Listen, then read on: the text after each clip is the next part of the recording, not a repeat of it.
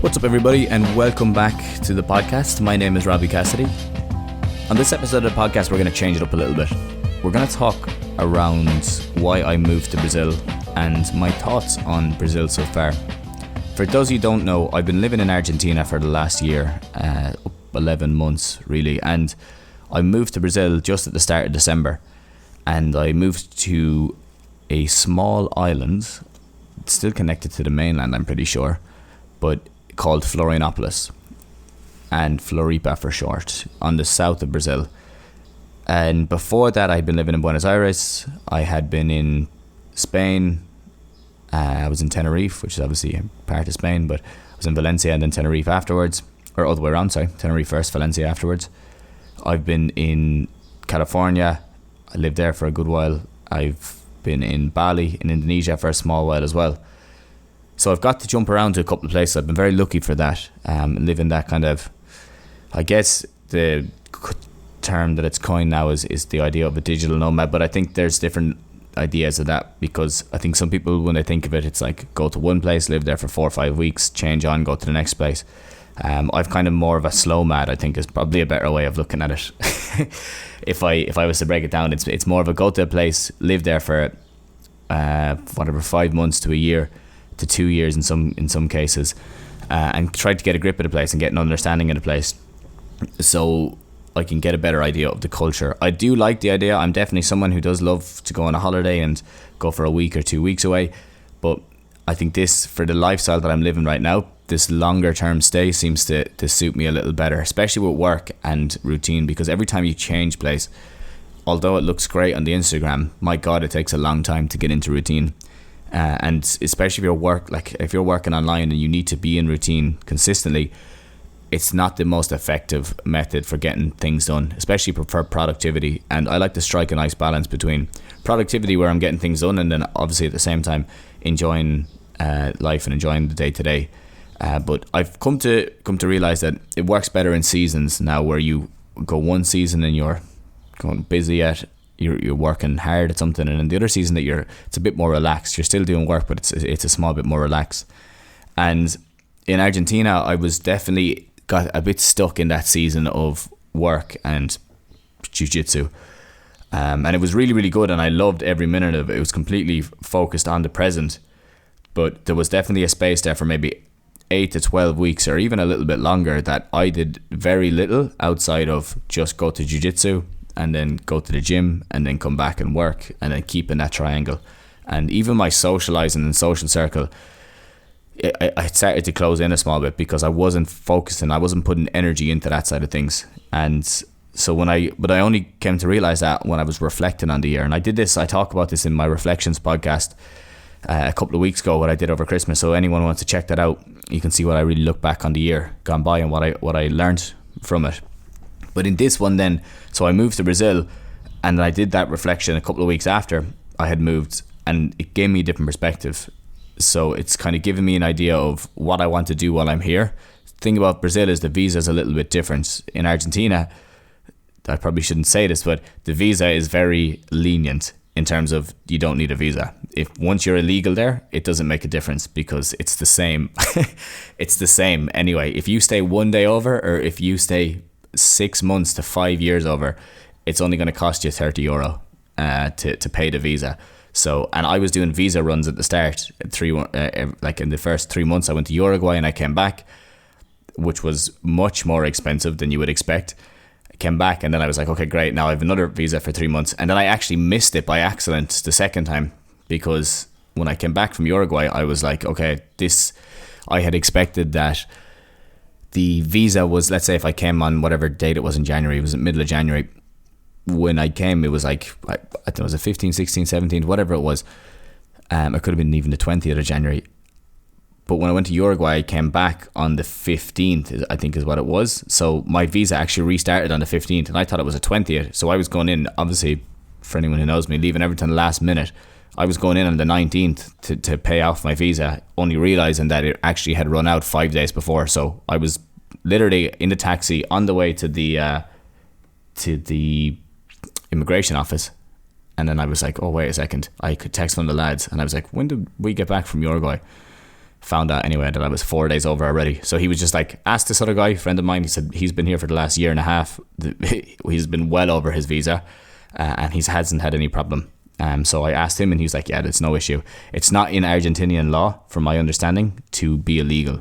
So I got away with that. But in Brazilian law, it is. There's a bit of a change. You can only stay here 3 months, and then I think you need to either go into the office to try extend it for another 3 months, or you leave. It's like you can stay 180 days in the year, but I don't think it's that you can. I think you actually need to get an extension. Now, there's a lot of thinking going on here. I don't really know, but I'll figure it out last minute, I'm sure. But it's only 180 days, but I don't know if it's connected. I think you need to actually pay for going into the office and get your visa extended. So I don't know if you can do a visa run, but I will find out, and hopefully I'll be able to tell you in a couple of weeks. But that's not for another couple of weeks. That's for 5 weeks time, so I'll be sound, or 6 weeks. I'll figure that out when it comes around to it. But for now, I want to talk a little bit about why I moved here and my thoughts about the place so far. And so I guess one of the reasons that I moved to Brazil, I've always had people growing up, friends and that were Brazilian, and who I worked with, and who were always kind of telling me about Brazil and the energy of the country, and it's a beautiful country and the people and everything like that. But then when you talk to other people, I suppose Brazilians as well, they always overshadow it with it's a really dangerous country. And I found the same for Argentina before I went there. People often said that it's a really dangerous country. And I think when you're comparing like countries in Europe to South America, I think that's the comparison, is like there is a lot of danger there. So it's always in the back of your mind when you're moving to these places that, especially when you don't speak the language, like my Spanish was just starting to come a bit understandable or conversational, and then I decided to leave Argentina, which like standard. But anyway, so when I came to Brazil, I've actually just been using a lot more Spanish, and then it's actually called Portuñol. So I've been mixing Spanish and Portuguese together to try conversate with people. Not converse, I should say. But there's a lot of people who speak English here. But as I'll go on to talk about, there's a select few who speak English, and there's a lot of people who have the first couple of words and then they don't really have much English at all, which is a big problem for someone traveling who doesn't really speak another language. And I think that's a point that needs to be made. When you go to places in Europe, you kind of understand or expect that somebody within 5 people, let's say, is going to speak some bit of English. 5 people is even a stretch. Like in a lot of places in Europe, especially the main, like the powerhouses in terms of like France and Italy and Spain and those, like there's going to be somebody who generally speaks just a little bit more English. But in Brazil, there's a lot of people who have zero English at all, and dead right, because why would they need it? Because they have their own area that they don't come into contact with people who speak English as much, I imagine.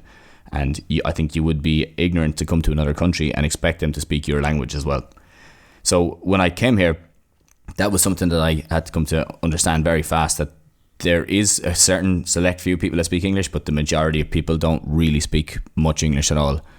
So you have to get by, and you have to get by in whatever way you can, in terms of, that could be like body language, into like pointing at stuff, trying to get your point across.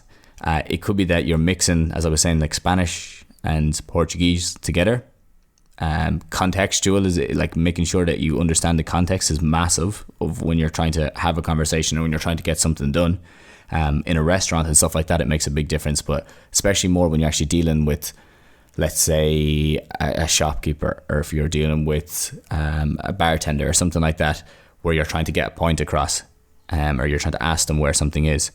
That's where it becomes a bit more of a challenge, but it's a good challenge. And that's the thing. I think that's the enjoyable thing. Sometimes when I say that, it sounds like, geez, I don't know if I'd like to put myself in that situation, but it is a nice challenge, because you do come out of these situations with a different little level of confidence when you have gotten over it, when you've gotten the result that you wanted to get. Now, you do get knocked a lot because you don't get the result you want to get, and you're thinking, Jesus, that was a challenge. And like for me, when I was here at the start, the internet just went out of my house, or recently I should say, it's been gone out of my house, and my neighbor doesn't speak any English at all, and like zero English, and he is the one who's working on the internet. So because I had no internet, the translator wasn't working properly either. So, and I only had like 4G at a little part of the house, so I was trying to converse with him and get an understanding of what was going on. It was gone for 7 days as well, which I was like, this is a stretch. But it was nice because at the end of the 7 days, the two of us were actually able to converse a little bit more once we knew what we were talking about. So it was funny. It was a challenge at the start trying to get it across, but as we got through it, it started to get our points across. But when I look at that idea of challenge, I always knew it was going to be a challenge coming here, but I always knew that I wanted to come here at some stage. And it was actually recommended to me, this area specifically for Florianopolis was recommended to me by a friend, by Rowan actually. He had said to me he'd been here before, and he was like, you would love it. It's a place that you'd love to go. It's very similar to Bali or San Diego, one of those type of areas where it's like a beach town or beach city, you could say, but it has different areas around it. So when he said that, and he also was like, it's Brazil. I've heard people describe it like this. This is I don't know how you would take this term, but they say Brazil is like Brazil with an S, and then Florianopolis is Brazil with a Z, which is like the gringo version of Brazil, you could say. It's a lot safer. It's much, much, much safer. And rarely is there much crime here, from my understanding of being here so far and the way people talk about it. But every city is going to have that, and every place is going to have that. But it just seems to be it's a small bit lower here, which is good.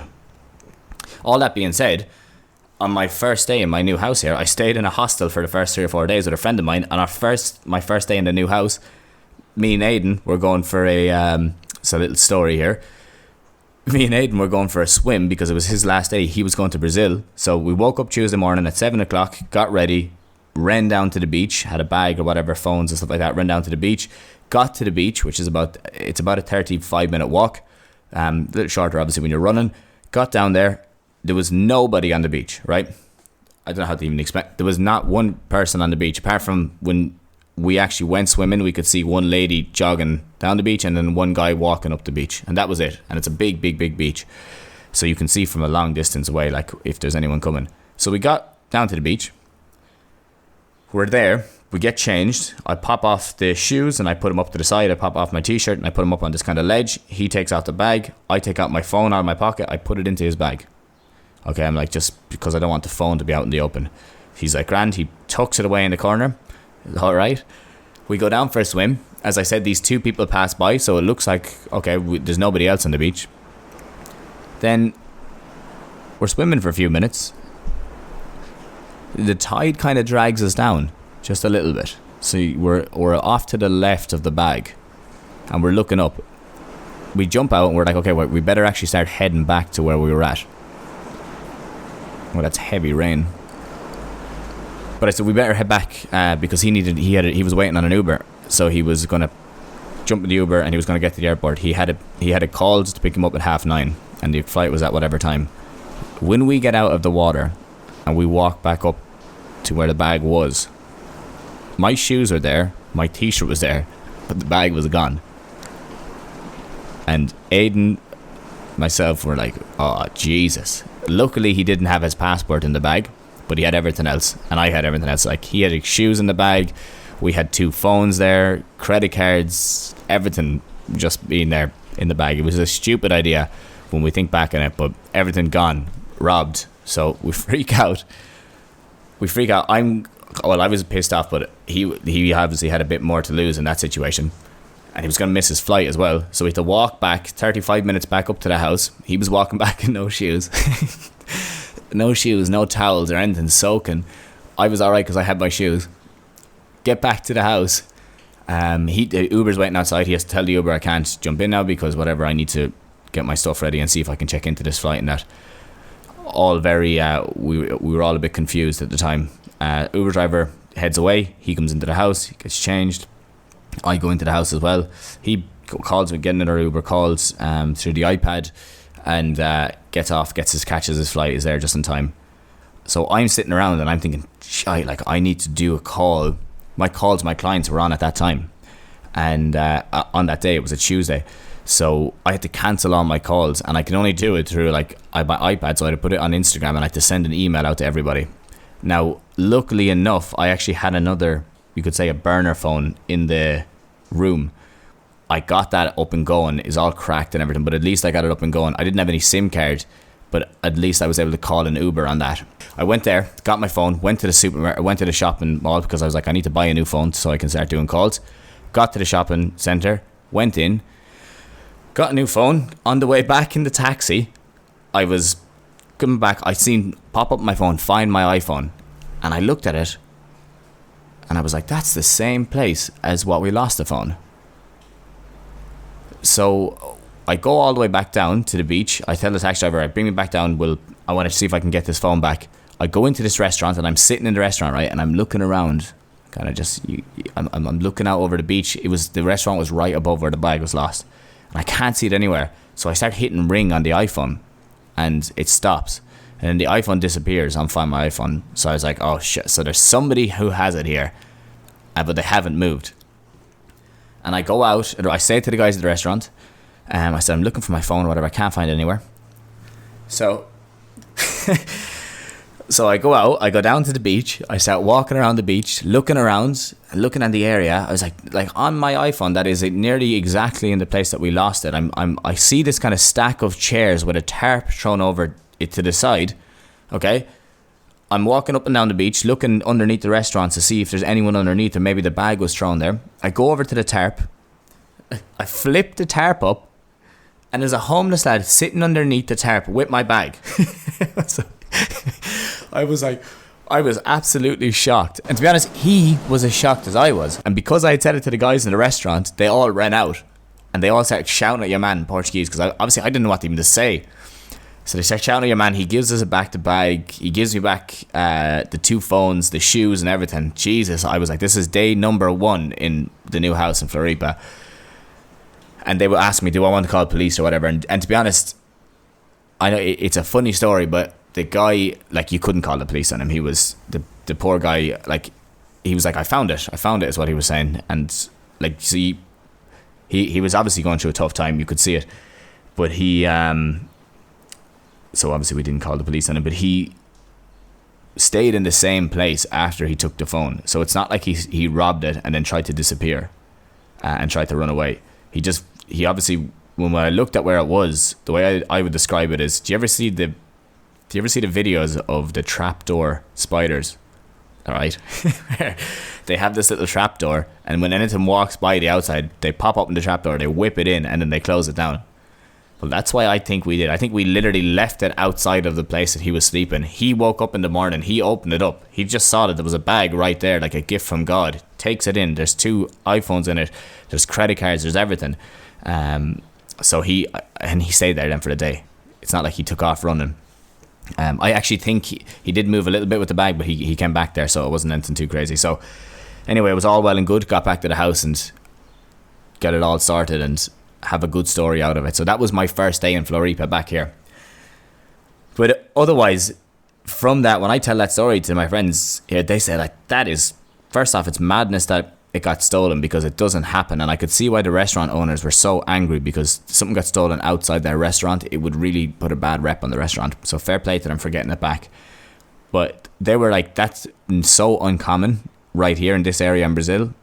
It's madness that it happened. They couldn't believe it now. And it's even more uncommon that you would get the phones back and everything. So whoever was looking down on me, thank you for that. I appreciate that. It was a massive help. Once I got it back, though, I was lucky enough that we knew people who were staying in the hostel before that we were in, and they were going to Rio the next day. So I was able to get the bag to them, and he was able to get it to, or they were able to get it to Aiden the next day. It was, everything worked out absolutely delightfully in the end. But yeah, so don't leave your bag on a beach in Rio or in Brazil and disappear, and then hopefully it's still there when you come back, because I think don't do that anywhere in the world. But from that, so that was my starting point. Obviously a good learning point. I've come to really love the place because it's a great island. The energy on this island is so hard to describe. When you go to the beach, or when you're just walking around, and this could just be in Brazil, because I noticed the same thing in Rio, it's very hard to kind of articulate the energy of the people and the energy of the area. There seems to be like an air of everyone's just looking to enjoy themselves and have fun or have a good life. Like, that's, if there was one thing I picked up from Brazil, it's so far, and maybe other people have had different experiences, and I'm sure there is different experiences depending on the background that you're from, but there is a level of people really know how to have fun here and really enjoy themselves. And I think that's something that we miss out in a lot of other places, because in other places there's sides to the country that people aren't looking to enjoy themselves as much. And I think that plays into the culture of the country, in that when you're looking around on the beach, there's so many different groups integrating with each other, chatting to each other, people that don't know each other. Everyone's if someone finds out that I'm not from there, they're always trying to get more information from you, even though like you're not able to converse properly because it's in Portuguese and that, but it doesn't matter. They're still trying to talk to you. They're still really, really happy to meet people from outside, and it's a very welcoming place for sure. And I think that adds to why when I was coming here, I wanted to see why. One of the things I wanted to learn from Brazil is why do they get so good at certain sports or develop skills to such a high level. If you think of Brazil, you obviously think of soccer. They also have Brazilian Jiu-jitsu. They also have, let's say, Muay Thai, but they've kind of rebranded it to a Brazilian Muay Thai.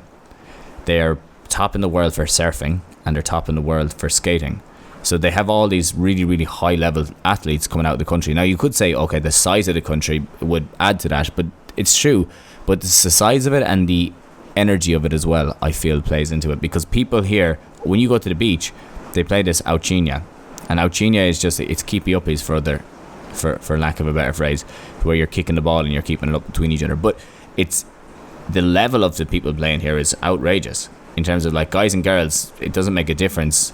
So many people are able to play it at a really high level, and that's obviously going to raise the standard. Now they also have futsal, and there's a good book, Outliers. It's either Outliers or Bounce that they talk about this, where one of the reasons that the Brazilians really developed their football skills so much more than other people is because of the idea of futsal. And futsal is a small-sided game, and within futsal you get more touches on the ball. It's a smaller space, so you have to have better control, and you have to be able to move better, and you have to play a faster 1-2 game. And that's one of the main reasons that in the book that they describe as being that Brazil were able to develop their soccer or their football overall because of this small-sided game. And it looks like, as I'm here, when you're on the beach, it looks like they do play so many of those small-sided games, like in different sports. They have the same thing, as I was saying, Auchinha, where they keep the ball up. They have another one. Obviously, they have volleyball, which is huge. They have beach tennis. You know, there's loads of little ones that they do, and you can see when you go to the beach, it's not just an energy of everyone sitting out tanning. There's loads of people doing different activities, and I feel that when you are able to integrate fun with a skill, you're able to develop that skill so much better. And I think that we often miss out on that when we focus so much on training in other countries. Like, okay, it's all about training, but it's very hard to keep a child engaged if it's just training. But when you look at it here, there's children and adults playing together, and it's more of an enjoyment thing. Obviously they're focused and they're trying to improve it, but there's a huge element of, I feel, fun involved in the sport, and I feel that could be contributing to their ability to develop skills to such a high level. Now that's just an observation. I would love to get other people's opinions on that and see what they think of it, but it's something that I noticed from the beach. The beach life is excellent. It's really, really good. It has all the amenities that you need, and there's always people playing so many different sports, and because of the energy of the people, they integrate really well. So you often see like one group jumps into another, even though they don't know each other, and they're chatting away, and it's the same thing on nights out. Everyone kind of integrates, which is nice. I think we do that in other countries as well, and other countries that I've been to, but it seems to be a real part of the culture right here. Now, looking at other things, one of the reasons I came here was I wanted to do jiu-jitsu. Now, I actually haven't started jiu-jitsu at all because I tore my ACL in my last jiu-jitsu competition in Argentina, which wasn't the most enjoyable experience, but it was definitely an eye-opener. And I think to take positives from it, which I think I have to, because I'm going to have to live with it anyway. So to take the positives from it, it's actually refocused me a little bit, because I was too focused on jiu-jitsu, I think, and I wasn't getting enough out of the moving to the different countries. I could be living in Ireland and just doing jiu-jitsu all the time. Now, obviously, the standard is so good here as well, which is nice. But I haven't got to do that. But what I have got to do is I've had the chance to start boxing again with a top level boxing academy, which is really, really good. It's enjoyable to be back at it. For anyone who doesn't know, boxing was my sport for years. In terms of, I boxed for like 16, 17 years through college, and I think I got to the point in it that I wasn't enjoying it as much anymore, because it became something that I had to do as opposed to something that I wanted to do. And I think this, when you look at the fun of it, this is a big one. When I went to college, I got a scholarship for it, and I had to start to go to all these competitions. The competitions were placed at different times of the year, like around Christmas, coming close to the summer, around Rag Week. So different times of the year that were very challenging to, because boxing isn't a sport that you can go drinking and then you can go boxing. Like, they don't mix well together. You have to be very disciplined in it. And I think that I got to the point that I had to decide, is this something that I'm going to go after 100%, or is this something that I have done and I'm happy to have done, and then I've kind of, that's part, I'm finished with that for now. And I was training like every single day. Like, I used to be in school running at lunchtime in secondary school, keeping fit and stuff, and I loved it. It built a lot of discipline. I was lucky to do it, and I was lucky to have my father as my coach. But when I got out of it completely. I stopped doing boxing completely. I didn't do anything for years. Like, I literally just dropped it, and then went to a couple of trainings here and there, and didn't do any fights or didn't do anything. But now that I've gotten here, it's reignited my love for it, more from the skill aspect of it. I don't see myself going fighting anymore. I think I've done enough of that.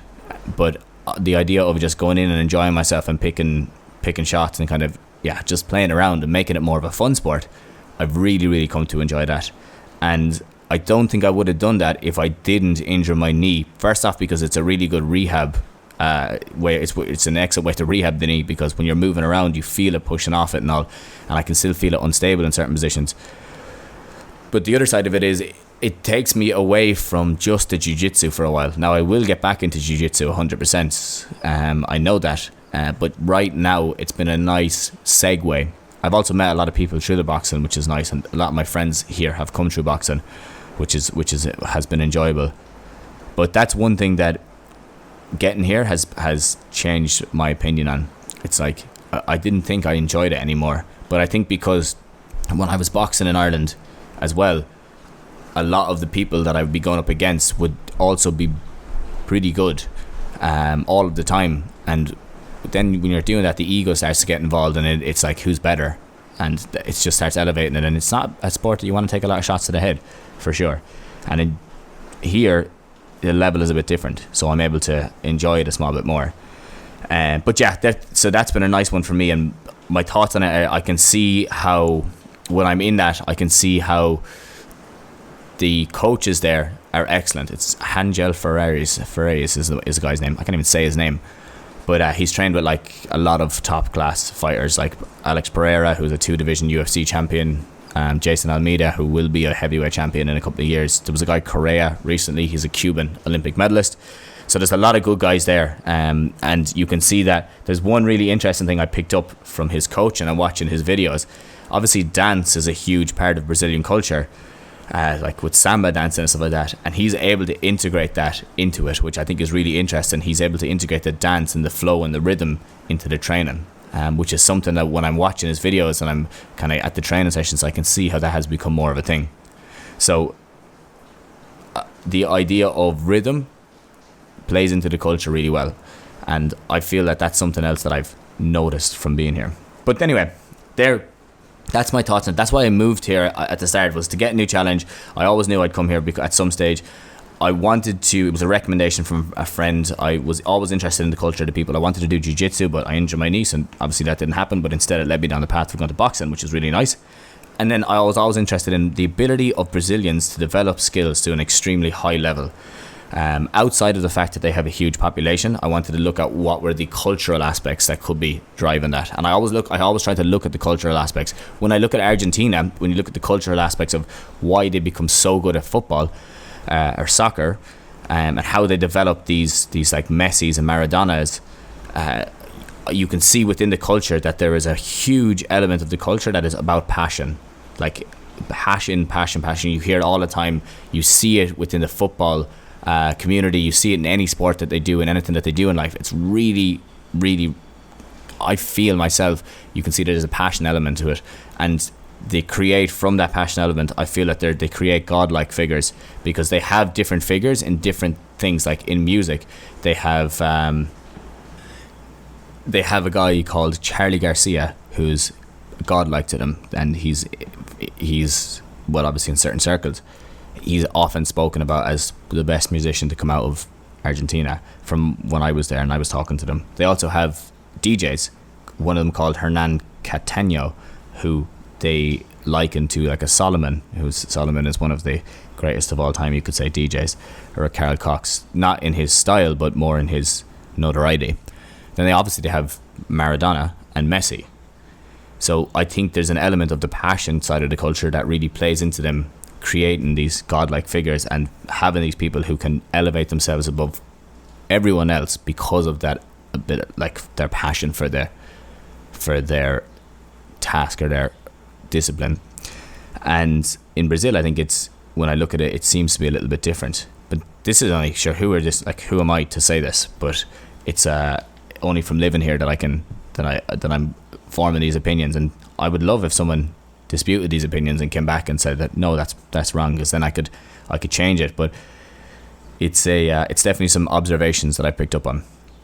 Now, I want to talk a little bit about the negatives as well, because I'd be wrong not to talk about some of the negatives. Obviously, when you look at Brazil, there's first thing people think of is like oftentimes is the gangs and the violence and the danger side of it. I'm very lucky in Floripa that doesn't seem to be that much of it involved, and I haven't come in contact with much of it, touch wood. I seem to be lucky in that situation, but a lot of people say that here is a lot more relaxed than other places in Brazil. Now, when I went to Rio is definitely has more of an edge to it, there's no question. It's definitely a little bit more, you have to be looking over your shoulder, you need to be a little more careful about what you're doing, you're a small bit more on edge. You wouldn't really take your phone out and start recording loads of things all the time, and you wouldn't hold it out for too long if you were, and you probably wouldn't go walking the streets at night too much either, by yourself anyway. And yeah, you just have to be a little more careful about what you're doing. But the other side of that is, my God, Rio has an energy to it like I've never seen any city in the world to have. It's crazy. It's crazy, like a really good energy to it. So there's the balance comes with it. With the real highs, you have to also expect some of the real lows. And yeah, so that's one thing. The other thing is, as I mentioned at the start, not a lot of English is spoken in general around the area, in the place, but you still can get by, which is nice. But don't expect you to be able to come and have a conversation about world politics in English with someone, because that can be a bit of a challenge for sure, or geopolitics. Otherwise, it's been raining a lot here. As you can probably hear in the background of this podcast, it's been absolutely bucketing down rain for I think it's because of the weather phenomenon that's called El Nino at the minute, where they have this little tail. So let's say in Ireland and England, you have the weather forecast, it just gets absolutely blasted, and if you look at it, it gets hit in the middle of I don't even know how to describe it, the spirals as they come through. But when you look at the island of Floripa, it just gets hit by the tail end of a spiral sometimes. But when it does, it's really, really, really strong rain. It's like monsoon rain, a small bit. Now, also because of that El Nino, you're having these really high humidity, gets really hot, and then other days it can be cold. So the weather's a small bit all over the place, just because of the season that's in it right now. And I think you get El Nino and El Niña, but that's more to do with the north of Brazil and the Amazon. But I think it does kick off a small bit down here as well. So that's a small bit of an awkward one. But not that much of a problem, because it's still warm, and it's not that much of an issue. I don't think rain isn't the worst thing in the world, is it? People in Ireland would be saying yes it is, but there's worse things. The other thing is, it's spread out. My God, Floripa is spread out. Like the town planner, I need to have a chat with him, because whoever decided to, like, there's roads. My road is about, I'd say, 1 kilometer long or 2 kilometers long. I'd say probably 2 kilometers. The street that I'm on. And it's like a suburban area, okay, so it's all houses. There's no turnoff at all, only the very, very start and the very end of it. It's crazy. For me to walk to the supermarket, which is 2 streets directly behind my house, I have to walk 20 minutes down, around, and back up. And then the same thing, as opposed to if there was a road that was closer, I could literally hop 2 walls and I'd be there in about 3 or 4 minutes. But just because they have no turn-offs, you have to walk all the way to the end of the road, take a left, come back up, and then same thing on the way down. So there is that little bit of I don't know, the guy who was planning it was obviously just knocking in houses, and they forgot to put side streets on it. So there's a long roads, and that's definitely an issue. It's not an issue, but it can be an inconvenience for sure. Then yeah, they're kind of the main ones. It's rained a bit, spread out. It's a small bit more dangerous in Rio. It doesn't seem to be as much here. I've heard people say before that Floripa is like, they're colder people in the south of Brazil. I've heard, and they're warmer people in the north of Brazil, but I haven't really come across that. But then again, I have no comparison, so what could I say? But yeah, I've heard that a lot before. I don't find that. Like, a lot of my friends are from like Porto Alegre, a few from Rio or whatever, and Sao Paulo and stuff like that. So I haven't experienced that. But anyway, they're the main ones. So my thoughts overall is, I do love the country. I love the people. I love the energy. It's very hard to describe that energy. It's like a lot of people are just, they're getting more out of life. And I think that what people often say to the Brazilians, and they say that here a lot because a lot of them have lived in Ireland, which is funny, that the Irish and the Brazilians seem to get on fairly well because they're up for that fun side of it. Now, I can't compare it to other cultures, but just because of, obviously that's my culture mixed with theirs. So they say that a lot, that they mix pretty well, which is nice. There's definitely a tight-knit family and friends kind of community here, which I think is nice. The beach life is excellent. It has all the amenities that you'd need. They have pubs on the beach. They have guys going up and down the beach bringing you acai and bringing different acai as well for people who haven't had it and need to start eating some. It's outrageously good. So they have guys that come up now at acai. They can bring you drinks. They can bring you anything you want on the beach. So the beach is like going to like downtown. It's crazy, especially in the busy days. And so they have that gone right. The people are always playing sports. There's beach tennis, there's volleyball. It seems to be pretty safe here, and as I said, they're so friendly. So there's a lot of benefits to Brazil. If anyone was considering coming to Brazil and you were a little bit worried about the dangers of Brazil, I would recommend coming to Floripa, because it's although it's spread out and although there's different it might take you a bit of time to integrate here, and it's a very safe place. And it's a beautiful place. Like, the mountains and the nature and everything is crazy. Just around this area, I go to the beach. I look in front of me. There's an island, a tropical island out in front of me. Basically, I look to the right. There's all these mountains, like rainforest covered mountains. And I look to the left. It's the same thing. And then there's like planes flying overhead, and you have all these huge sand dunes. It's a very, very, very unique landscape, and I would recommend it to anyone to come here and check it out. It is a beautiful place, and I love it so far. Now, I'm considering maybe moving to Rio for a small bit. I know I talked about Rio being a little more dangerous, but it has both ends of it.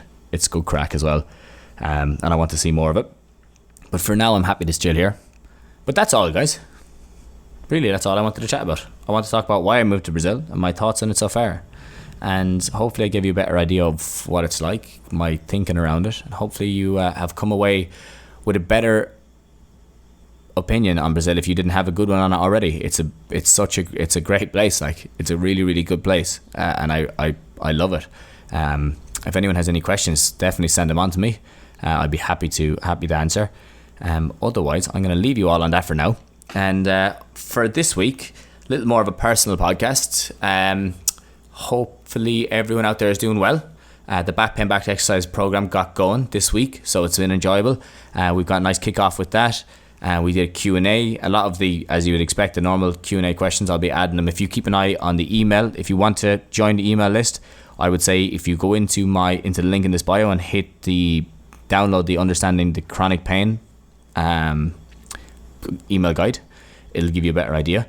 And then you'll start to get the emails, because I talk about what's going on in the group, and I also talk about little other experiences that I'm having. More personal ones, definitely. So if you're looking for like short emails, I send out 1 to 2 a week of different things that are going on and how I've used certain concepts in my life to things that have gone on around me, and how I try to incorporate that into rehab, as well as different ways of thinking and different perspectives and different mindsets. I would definitely check out the email list. It's something that I'm really enjoying. So if anyone wants to join that, just hit the link in the bio, and you can download the Understanding Chronic Pain guidebook, which is a very interesting guidebook, because I tell you exactly about the burn spot and how to fix it, and it'll also allow you to get the emails as they come through. But for now, I'm going to let you all go. And great chatting again. I will talk to you all again next week. Have a good one.